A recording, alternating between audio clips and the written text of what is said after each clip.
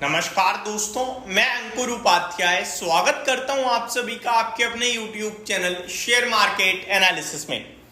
दोस्तों यहां पे आप सभी के साथ बात करने वाला हूं एक बार फिर से अदानी विलमार के बारे में। हालांकि गलत है ये वीडियो एक तरीके से कि स्टॉक चल गया तब हम बात कर रहे हैं, बट अचानक से मूव आ रहा है तो वो आपके साथ डिस्कस करना जरूरी था। मूव आने से पहले डिस्कस करता तो ज़्यादा खुशी मिलती, बट कॉन्फिडेंस कन्विक्शन देने के लिए इतना ही कहूँगा, भाई साहब बेचना मत, बस इतना ही कह सकता हूँ। खरीदने के लिए तो जब निकल गया हमारे हाथ से आप ये कह सकते हो।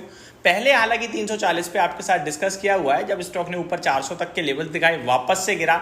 हिंडनबर्ग की रिपोर्ट, मार्केट की वॉलेटिलिटी, मार्केट साइडवेज में नीचे आया पूरा अदानी ग्रुप, लेकिन वापस से अदानी विलमार आउट परफॉर्म कर रहा है। ये ऐसा नहीं है कि कोई बाइंग के दम पर स्टॉक ऊपर जा रहा है, ये अपने फाइनेंशियल्स के दम पर ऊपर जा रहा है। आप बात को समझो, चीजों को समझो, जो कहना चाहता हूं वो समझो। एक बार पूरे अदानी ग्रुप को देख लेते हैं। अदानी विलमार आपके लिए 9% ऊपर है। अदानी पावर जो सबसे स्ट्रांग रहता है वो बिल्कुल फ्लैट है, कुछ मूव नहीं है। अदानी एंटरप्राइजेस में भी केवल 1% की तेजी है। अदानी ग्रीन नीचे ही है, लाल निशान में है। अदानी एनर्जी सॉल्यूशन लाल निशान में है। अदानी टोटल गैस बिल्कुल फ्लैट है। अदानी पोर्ट्स की भी बात कर लेते हैं एक बार, जब सब बात ही चल रही है तो अदानी पोर्ट्स भी 1% के करीब ऊपर है। तो पूरा अदानी ग्रुप भी ऊपर नहीं है, केवल अदानी विलमार ही ऊपर है। अब ऐसा क्यों भाई साहब? मैं बार बार कह रहा हूं, इसके नंबर्स के बाद से क्लियर कट बुलिश हो गए हम इस पे। स्टॉक का भाव मुझे अच्छे से याद है, 340 रुपए पे था जब मैंने आपके साथ वीडियो बनाई थी अदानी विलमार पे कि अब ये शेयर बेचने वाला है ही नहीं, बैठे रहो। कुछ भी नहीं हुआ ना तो 450 तो अगले 3 महीने में दिखेगा। ये मेरे वर्ड्स थे। 400 रुपए विद इन 5 ट्रेडिंग सेशंस में हो गया स्टॉक। 400 रुपए हो गया विद इन 5 ट्रेडिंग सेशंस।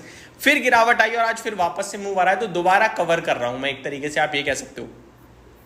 मैं बार बार कह रहा हूं, अभी आप वैल्यूएशन देखो कहां पे खड़ा है, 73 के पीई पे। आपको याद है ये रिजल्ट से पहले 400 के मल्टीपल्स पे दिखता था, 400 के पीई पे। तब मैं आपके साथ क्या कहता था, कंपनी का शेयर महंगा नहीं हुआ है, कंपनी की अर्निंग्स कम हो गई हैं जिसकी वजह से वैल्यूएशन महंगे हैं। मैं बार बार कहता हूं, अगर कोई शेयर 400 रुपए पे है और उसकी अर्निंग पर शेयर 10 रुपए का है, ठीक है, 10 रुपए के सामने 400 रुपए पे अगर शेयर ट्रेड कर रहा है तो 40 के मल्टीपल्स आ गई। अब उस शेयर का भाव आप 200 रुपए लेके आ जाओ और अर्निंग पर शेयर 10 ही रहे, तो आपका वो 20 का पीई है। लेकिन मान के चलो वो 10 रुपए की अर्निंग खत्म होके 1 रुपए की अर्निंग रह जाए और 400 से घटकर 200 पे आ जाए, तो पता है कितने का वैल्यूएशन हो जाएगा? 200 का पीई। आपका शेयर 50% घटा है, लेकिन उसके बावजूद भी आपके मल्टीपल्स 40 वाले 200 पे पहुंच चुके हैं। क्यों? क्योंकि आपकी अर्निंग चली गई है। और इस कंपनी के साथ ऐसा ही हुआ था। और जो अर्निंग गई थी ना, वो सबको पता था कि टेम्पररी रीजंस की वजह से गई है। कंपनी बार बार चिल्ला चिल्ला के कह रही थी कि इन्वेंट्रीज महंगे दाम पे पड़ी हुई है जिसकी वजह से हमारी अर्निंग्स कम हो रही हैं। और इस क्वार्टर में कंपनी ने कह दिया कि इन्वेंट्रीज ऑलमोस्ट खत्म हो गई हैं और अब ट्रैक पे कंपनी, डिमांड अच्छी दिख रही है और रिजल्ट्स भी अच्छे थे। एक बार मैं आपको रिजल्ट्स याद दिलाना चाहूंगा। 150 करोड़ से मुनाफा बढ़कर 324 करोड़ का आया था quarter on quarter, and 38 crore के लॉस के सामने 324 करोड़ का प्रॉफिट था ईयर ऑन ईयर बेसिस पे। रेवेन्यू 13,000 करोड़ का कंपनी ने क्लॉक करा, 13,700 करोड़ का। 4% के मार्जिन पे आई कंपनी, और ये मार्जिन 4% के ऑलमोस्ट बीते 8-10 क्वार्टर के हाईएस्ट हैं। दिसंबर 2023 के क्वार्टर में भी कंपनी ने 4% के मार्जिन क्लॉक करे थे, लेकिन इस बार कुछ ज्यादा ही थे।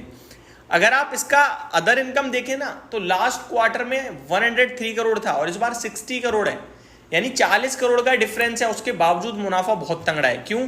क्योंकि भैया जो एक्सपेंस है वो कम हुआ है, अर्निंग्स अच्छी आई है, मार्जिन अच्छा है, तो पैसा बना है कंपनी का। तो ये सिंपल से रीजंस थे जिसकी वजह से मैंने ये भी कहा कि आपको 2 क्वार्टर और होल्ड करना चाहिए। अभी जो जून क्वार्टर में हुआ है ना, यही सेम चीज आपके लिए सितंबर क्वार्टर में भी होगी। पता है क्यों? क्योंकि बेस बहुत नेगेटिव है। लास्ट ईयर के सितंबर क्वार्टर में क्या था? लॉस था 87 करोड़ का। अब मान लो कंपनी ने सितंबर क्वार्टर में 300-350 करोड़ का मुनाफा दे दिया, तो आपका 84 करोड़ से 84 करोड़ के घाटे से 350 करोड़ का मुनाफा आएगा। क्वार्टर ऑन क्वार्टर 324 करोड़ से 350 करोड़ है, मात्र और मात्र 26 करोड़ जंप करता हुआ दिखाए, 10% के समथिंग। मैं कह रहा हूं 10% ना भी जंप करे, केवल 320 करोड़ आ जाए, क्वार्टर ऑन क्वार्टर 1% की डिप आ जाए, लेकिन उसके बावजूद भी आपका ईयर ऑन ईयर बेसिस पे प्रॉफिट आ गया घाटे से बहुत बड़ा। आपका अर्निंग पर शेयर अभी जो दिख रहा है ना आपको 4.92 का दिख रहा है, और उसके बाद पता है कितना हो जाएगा? 4.92 से डायरेक्टली बढ़कर आपका अर्निंग पर शेयर जो आएगा दोस्तों, वो लगभग अभी 4.9 मतलब 5 ले लेता हूं राउंड फिगर में, 5 प्लस 2.5 7.5 प्लस 7.5 8 रुपए का अर्निंग पर शेयर हो जाएगा पूरे फाइनेंशियल ईयर का। 8 रुपए के अर्निंग पर शेयर पे अगर 50 के मल्टीपल्स भी दूंगा ना मैं से, तो 400 रुपए का भाव आता है 50 के मल्टीपल्स, और अभी ये 73 के पीई पे ट्रेड कर रहा है, समझ रहे हो। 70 के पीई पे तो 8 7 56 560 रुपए का भाव हो जाएगा। तो ये जो कैलकुलेशन है ये आप टाइम टू टाइम करो। आप देखो लास्ट जो कि वो निकलेगा, अगला आएगा, अगला बहुत पॉजिटिव है, पिछला बहुत नेगेटिव है। 4 क्वार्टर्स का अर्निंग पर शेयर क्लॉक करके बनता है फाइनेंशियल ईयर का अर्निंग पर शेयर, जिसके हिसाब से वैल्यूएशंस काउंट होते हैं। तो वैल्यूएशन घटने है, शेयर का प्राइस बढ़ना है, क्योंकि अर्निंग लौट रही है। आप सिर्फ इस स्टॉक को तभी बेचिएगा, तभी एग्जिट मारिएगा जब आपको लगे कि कंपनी का अगले क्वार्टर में फिर नेगेटिव नंबर आ जाएगा और खराब आएगा काफी, तभी बेचिएगा। अदरवाइज यहां से इस कंपनी में 2 क्वार्टर तो आपको मूव ऊपर की तरफ ही दिखेगा दोस्तों। ये मेरी तरफ से अपडेट थी, होप आपको सारी चीजें समझ में आई होंगी। Thank you so much for watching this video, have a great day guys.